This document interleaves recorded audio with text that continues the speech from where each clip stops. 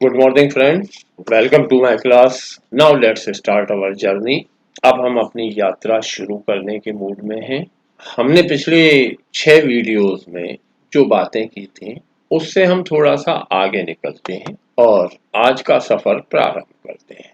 मैंने आप लोगों से कहा था कि practice makes man perfect. Practice से आदमी अच्छा तैयार होता है। हमने जो सेंटेंस बना लिए थे, लेट्स रिकॉल देम, एक बार याद करते हैं।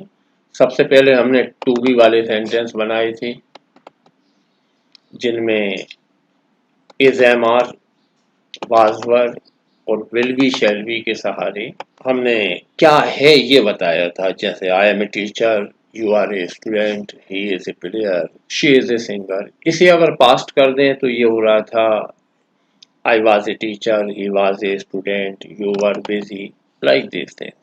चलिए तो अब थोड़ा सा आगे खिसकते हैं इससे। एक शब्द सुना होगा होमोफोन। होमोफोन जो होते हैं, होमो माने समान होता है, फोन माने आवाज होती है, आप जानते जानते हैं।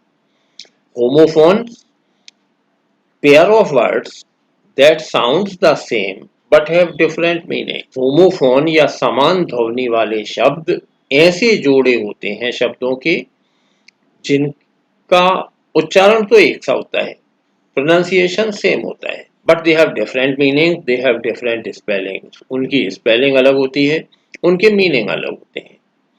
होमोफोन वे वर्ड होते हैं जिनकी साउंड तो एक सी आ रही है, जिनकी साउंड एक सी आती है लेकिन मीनिंग अलग अलग होते हैं। एक बहुत लोकप्रिय जोड़ा टू तीन तरह का होता है अंग्रेजी में, कम से कम तीन दो होता ही है। एक होता है TO2, प्रीपोजिशन है, को या दिशा बताने वाला होता है। I am going to Indore, तो मैं इंदौर जा रहा हूँ। I am going to school, तो मैं स्कूल जा रहा हूँ। वो जो TO2 वाला टू होता है वो बताता है कि हमारा गंतव्य क्या है, हम क्या कहाँ तक के लिए कोई काम कर रहे हैं। एक TOO वाला टू होता है, प्रोनाउंसिएशन सेम होता है, जैसा हम पहले टू को बोलते हैं वैसे इसे बोलते हैं। ठू नहीं होता, टू बहुत लंबा भी नहीं, दोनों सेम बोलते हैं टू। अब TOO वाले का मतलब होता है ऑल्सो, भी। जब हम कहते हैं कि ये काम एक के अलावा दूसरे ने भी किया, वो एक मी टू अभी चर्चित मूवमेंट था, मैं भी। और एक गिनती का टू होता है TWO, तो टू, TOO वाला टू और TWO वाला टू। सुनने में तीनों टू बिल्कुल एक से होंगे। अब इतनी बुद्धि विधाता को देना चाहिए अपन को कि ये समझ पाए कि कब TO वाला टू बोला जा रहा है, कब TOO वाला है और कब TWO वाला। आई हैव टू फ्रेंड्स, तो फिर मैं बोल रहा हूं TWO वाला, मेरे दो मित्र हैं। एक और जोड़ा ऐसा ही है, डियर। एक तो वो माय डियर मोहन लेटर में जिसे लिखते हैं वो पहला वाला होता है, DEAR, डियर, फर्स्ट वन। हिरण से भी डियर कहते हैं, DEER। Spellings are very important. अगर हम प्रिय मोहन लिखना चाहते हैं लेटर में और DEER वाला डियर हो गया तो मेरे हिरण मोहन खुश रहे, बढ़िया मीनिंग निकलेगा, वो लेटर पढ़ के लड़ने आ जाएगा। अब आज हम जो करना चाहते हैं वो देयर भी होमोनिम्स वाली कैटेगरी का एक शब्द था, इसलिए मैंने होमोनिम्स पे थोड़ी सी बात की। अब चलते हैं। देयर का एक बहुत चर्चित मीनिंग है THERE, देयर का वहां, वहां वाले अर्थ में इसका उपयोग करते हैं। इसी साउंड में स्पेलिंग THEIR भी होती है। इस देयर का मीनिंग होता है उनका, देयर हाउस तो उनका घर, देयर फ्रेंड उनका मित्र, देयर रिलेटिव उनके रिश्तेदार। एक जो दे आर होता है उसे कॉन्ट्रैक्ट फॉर्म में भी देयर ही बोलते हैं, तो हम पहले वाले पे फोकस करना चाहते हैं, there. There has two meanings, इसके दो मीनिंग होते हैं। लोकेशन बताने के लिए वहां वाले अर्थ में देयर का उपयोग होता है, ये इसका हिट मीनिंग है और इसी से परेशानियां शुरू होती हैं। देयर का एक दूसरा मीनिंग भी होता है जिसे इम्पर्सनल देयर कहते हैं, और इस इम्पर्सनल देयर का मतलब होता है कि इसका शाब्दिक कोई अर्थ नहीं है लेकिन ये होता है। जब देयर सेंटेंस के शुरू में आता है तो देयर का कोई मीनिंग नहीं होता, ये बाद में आता है तो इसका मीनिंग वहां होता है। जैसे आई वेंट देयर, तो मैं वहां गया, सही बात है। शी लिव्ड देयर, वह वहां रहती है, ठीक है। आई सॉ हिम देयर, मैंने उसे वहां देखा था। अब देयर की पोजीशन देखो, हर बार वर्ब के बाद में आ रहा है। जब वर्ब के बाद में देयर आएगा तो ये वहां वाला मीनिंग देगा, सही बात है। लेकिन जब ये there is used as the subject, जब इसका उपयोग हम सब्जेक्ट के रूप में करते हैं तो ये तब किया जाता है when we have no subject और ऑब्जेक्ट इन द सेंटेंस। तो एक तरह का एक डमी सब्जेक्ट बनाते हैं, एक नकली सब्जेक्ट बना देते हैं, वो देयर होता है और वहां उसका कोई मीनिंग नहीं होता। बड़ी मुश्किल से ये बात गले उतरेगी, लेकिन उतरेगी। ये हमारी पुरानी कहानियों का एक बहुत चर्चित सेंटेंस था कि उज्जैन में एक राजा था, उज्जैन ना बताएं तो एक राजा था। कहानी शुरू ऐसे होती थी, साहब एक राजा था। अब जब इस एक राजा को उन्होंने ट्रांसलेट किया तो किया there was a king in Ujjain. अब हमारे विद्वानों ने जब इसकी हिंदी की तो उज्जैन माने उज्जैन, इन माने में, ए माने एक, किंग माने राजा, वाज माने था, तो देयर लिखना भूल गए होंगे और क्या है। इसका ट्रांसलेशन कर दिया वहां उज्जैन में एक राजा था। वहां की तो कोई जरूरत ही नहीं है, देयर यहाँ इम्पर्सनल देयर है, it has no meaning. There was a king in Ujjain का मीनिंग भी है उज्जैन में एक राजा था। चलो अब इसे समझो जरा कैसे होता है। जब हिंदी में पहले या दूसरे शब्द के बाद में, पर या अंदर में से कोई शब्द आता है और सब्जेक्ट कुछ करता धरता नहीं है, पहले या दूसरे शब्द के बाद में या तो मैं लिखा हो या पर लिखा हो या अंदर लिखा हो, हिंदी में ज्यादा वेरिएशन है, तो देयर टू बी का कोई रूप लेते हैं और नाउन लगते हैं। फिर मैं और अंदर की इंग्लिश होती है इन, पर या ऊपर की इंग्लिश होती है ऑन। तो जैसा सेंटेंस है इन या ऑन में से एक लेते हैं और इसके बाद नाउन का यूज करते हैं। सबसे पहले देयर विदाउट मीनिंग, कोई मीनिंग नहीं है, लेकिन वाजवर जो इज एम आर वाजवर जो भी टू बी का रूप है उसके पहले देयर लिख लेते हैं। फिर नाउन बाद वाली लिखते हैं, इन ऑन लिख के जो पहली नाउन है वो लिखते हैं। जंगल में शेर है, अब यहां से देखना शुरू करो। काम तो कोई कर नहीं रहा, ना जंगल कर रहा ना शेर कर रहा, तो सब्जेक्ट इज मिसिंग। ऐसी हालत में हम कहेंगे देयर इज बाद वाली noun a lion, there is a lion, मैं के लिए in the forest, there is a lion in the forest.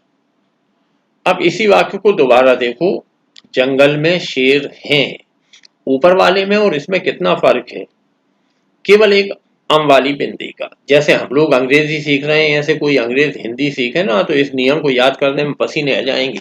कितनी मुश्किल भाषा है, जरा सी बिंदी लगी तो शेरों की संख्या बढ़ गई। ऊपर वाला शेर सिंगुलर है, नीचे वाले शेर प्लूरल है।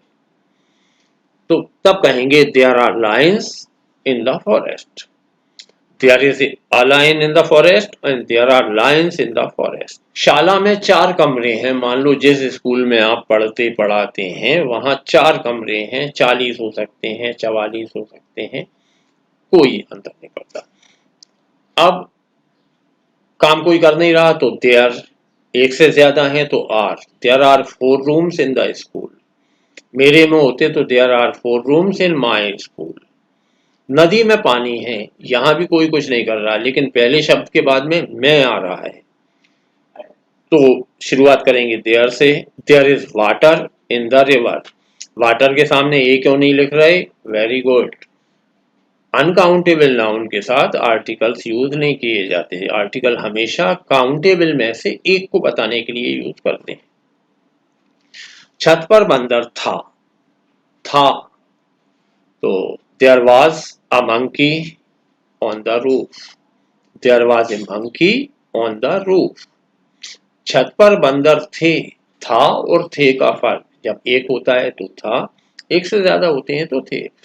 तो छत पर बंदर थे तो there were monkeys on the roof, there was a monkey on the roof and there were monkeys on the roof. एक और सेंटेंस देखो, जंगल में शेर होगा तो there will be a lion in the forest, और जंगल में शेर होंगे तो there will be lions in the forest. अब अगर नहीं होगा कहने का मूड बन जाए, हम नेगेटिव करें इसे, जो कहा जा रहा है इसी सेंटेंस को नेगेटिव करना है। तब ये होना है कि इज एम आर में से इज और आर ही बचते हैं, एम तो देयर के साथ आने से रहा, तो इज एक वचन के लिए, आर बहुवचन के लिए, ऐसे ही वाज एक वचन के लिए, वर बहुवचन के लिए। शैल बी को मैंने लिखा ही नहीं है क्योंकि वो केवल आई बी के साथ आती है, तो विल बी। और फिर नो लगाते हैं, जंगल में शेर नहीं है, सेंटेंस स्ट्रक्चर तो वही है, तो there is no lion in the forest. जंगल में शेर नहीं है और हैं, कानों का रिसेप्शन भी सही होना चाहिए। तो there are no lions in the forest, there is no lion in the forest, there are no lions in the forest. छत पर बंदर नहीं था, there was no monkey on the roof, और छत पर बंदर नहीं थे, there were no monkeys on the roof. जंगल में शेर नहीं होगा, there will be no lion in the forest, and जंगल में शेर नहीं होंगे तो there will be no lions in the forest. हमने बात की थी, एक सूत्र दे के मैंने कहा था कि जिंदगी में बहुत काम आएगा, sentence must be grammatical and meaningful.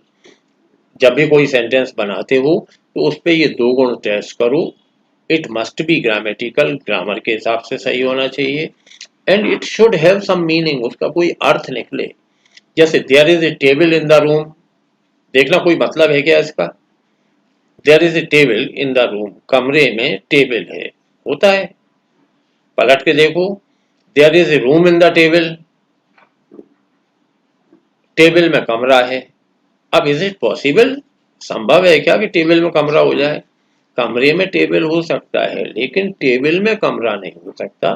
तो ये सेंटेंस नीचे वाला जिसे मैंने रेड से लिखा है, दिस इज अनएक्सेप्टेबल, ये सही नहीं है, तो इसे कहीं बोलना भी नहीं है। ऊपर वाला याद करके रख लो, जब भी मौका है, there is a table in the room. अगर हम इंट्रोगेटिव करना चाहते हैं, सवाल पूछना है, तो सवाल पूछने में जो क्या से सवाल पूछे जाते हैं, हाँ या नहीं में उत्तर जिनका होता है, पहले हम उन्हें करते हैं।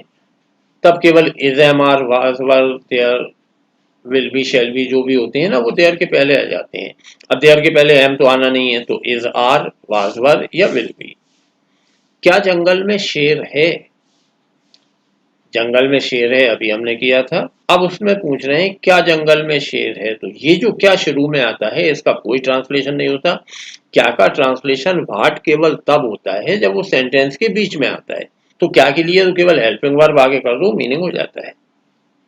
Is there a lion in the forest, क्या जंगल में शेर हैं, तो अब आर लगना है, वो पहले लगेगा। Are there lions in the forest, is there a lion in the forest and are there lions in the forest. क्या छत पर बंदर था, तो was there a monkey on the roof, और क्या छत पर बंदर थे, were there monkeys on the roof. क्या जंगल में शेर होगा, will there be a lion in the forest, और क्या जंगल में शेर होंगे, will there B lions in the forest. मैं प्रेजेंट पास्ट फ्यूचर तीनों की टेंस लेके चल रहा हूँ सेंटेंस, ताकि वो एक रिदम समझ में आए। इंट्रोगेटिव नेगेटिव भी होते हैं जब हम दोनों काम एक साथ कर रहे होते हैं। अब नेगेटिव करने के लिए हमने तय किया था नो लगाएंगे, इंट्रोगेटिव करने के लिए हमने तय किया is am are was were को पहले लेते हैं, बस देयर के बाद नो लगा लेंगे।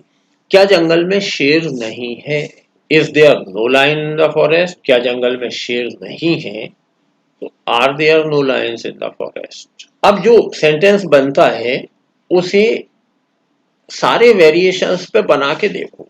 हमने इसी सेंटेंस को रिपीट करते हैं। देखो, पहला था there is a lion in the forest, मेरे सामने है तो there is a table in the room. अगर नहीं होता तो कहता there is no table in the room. किसी से पूछना होता कि है या नहीं है, तो कहता is there a table in the room, और इन दोनों को मिलाना होता तो is there no table in the room. अब ये चार सेंटेंस अकेले में बैठ के और बोलना है विदाउट ट्रांसलेशन, बिना ट्रांसलेशन के बोलना है, और खुद को मीनिंग समझाना है। हालांकि अभी शुरू में नाउन ऐसी ही यूज करना जिनकी मीनिंग तुम बहुत क्लियरली जानते हो।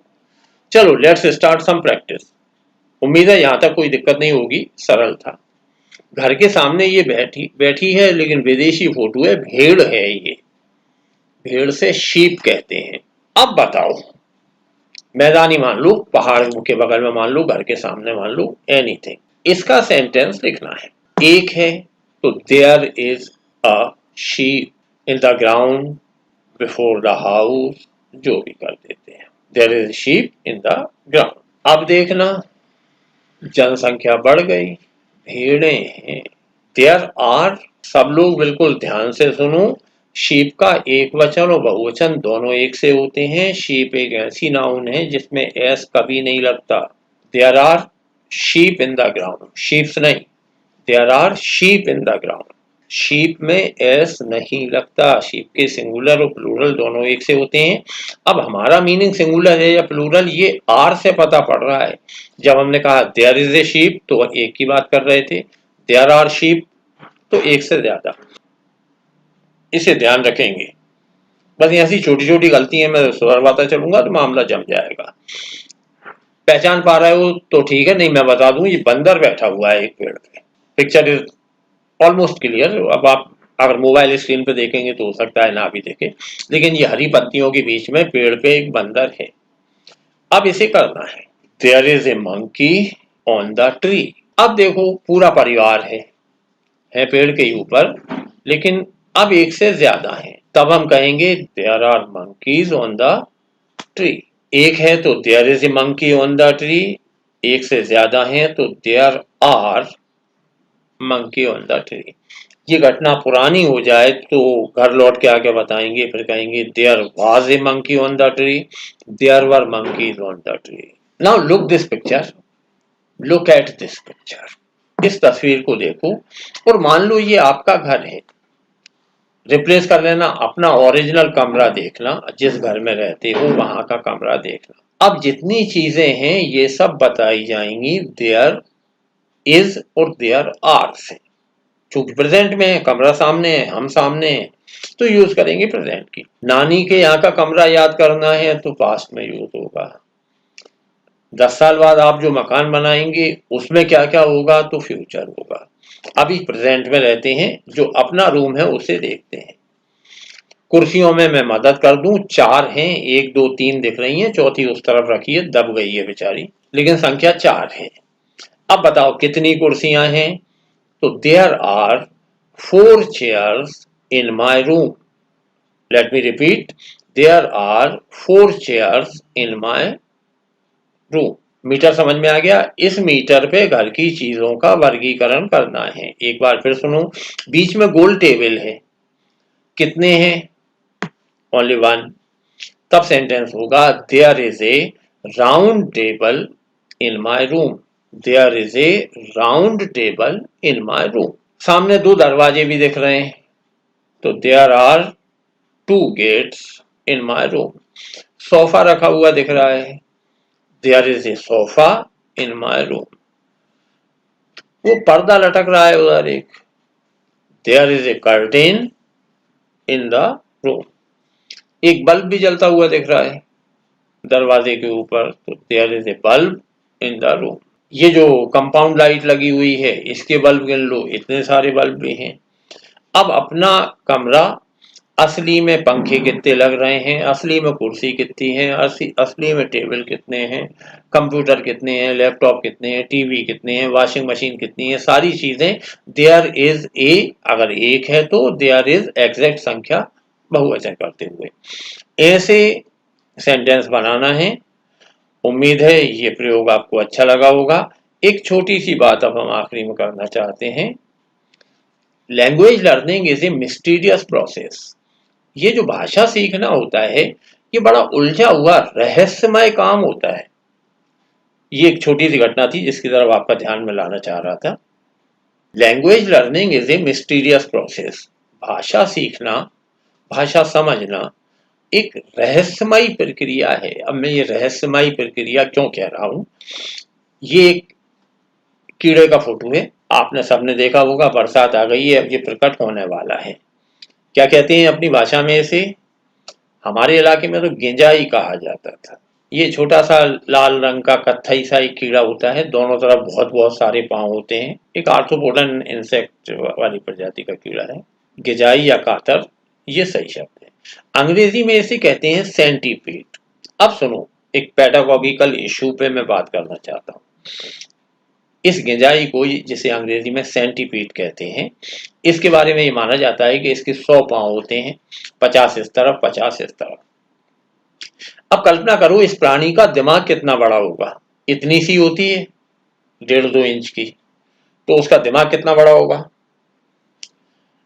अगर बिल्कुल इसी मॉडल पे रोबोट बनाए ना, तो इसके 50 दूनी 100 पाँवों को कंट्रोल करने के लिए हमें अच्छे खासे कंप्यूटर की जरूरत पड़ेगी, तब जाके वो 50 लेफ्ट 50 राइट लेग्स कंट्रोल हो पाएंगे। अब जो बात मैं बता रहा हूं उसे सुनो ध्यान से। जब ये कीड़ा चलता है, कैसे याद रहता होगा इसे कि टांग नंबर 49 ऊपर जाएगी, 47 बीच में रहेगी, 31 को जमीन पे रखना है। कैसे याद करता होगा। जब ये कीड़ा चलता होगा, हमारे साथ इशू नहीं है, 2 पाँव हैं लगे कि एक जमीन पे है तो दूसरा हवा में होगा, वो जमीन पे आएगा अगला हवा में आ जाएगा। लेकिन जब 50 इस तरफ और 50 इस तरफ हैं, तो इसे समझ में कैसे आता होगा कि 33 नंबर का उठाना है कि 53 नंबर का कि 32 नंबर का, है ना इशू। अगर ये याद करे कि कब कौन सी पाँव को उठाना है, तो ये प्राणी चलना भूल जाएगा, चल नहीं सकता। व्हाट आई वांट टू से, अगर आप ग्रामर के नियमों में उलझे, रजिस्टर बना के नियम लिख लिख के याद किए, तो बिल्कुल इस कीड़े जैसी हालत हो जाएगी, चलना भूल जाओगे। Just do practice of whatever we are learning. हम जो सीख रहे हैं उसकी प्रैक्टिस करो, ये नहीं कि सूत्र याद कर लें रजिस्टर में लिख के, और जब भी कोई मिला लेट वाला सेंटेंस, अच्छा 5वें दिन पढ़ाया था, चल निकालना पेज नंबर 5, और उससे let me go to market, नहीं चलेगा। वो सेंटेंस आपके दिमाग में होना चाहिए, और दिमाग में तब आएंगे जब आप उनकी प्रैक्टिस करोगे। तो आज घर में जितनी चीजें हैं सारी की सारी देयर इज और देयर आर से बनाना है। चलिए, thank you for joining me. उम्मीद है आपको अच्छा लगा होगा। आज ऐसे सेंटेंस बनाएंगे, भरपूर प्रैक्टिस करो। Have a nice day. Thank you for joining me.